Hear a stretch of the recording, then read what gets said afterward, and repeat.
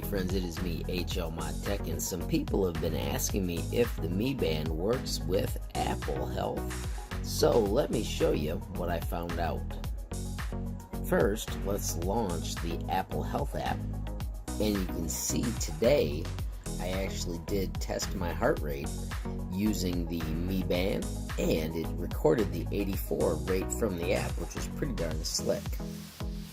If we back up a screen, what I did was at the very bottom, it chose the sources option. You'll see right there, it has the Mi Fit app, and look at all the possible things you can add.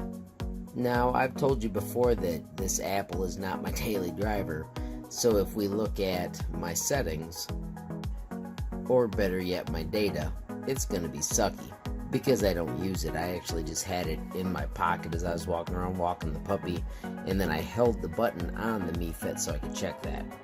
So I can't really say that there are any great numbers from it, but I can prove to you that it does track and use the Mi Band. Alrighty friends, I hope that was enough to show you how the Mi Band works with the Apple Health. If it does, please hit the like button. If you have any questions, comments, or suggestions, please add them down below. If you haven't subscribed yet, what are you waiting for? Mash that subscribe button.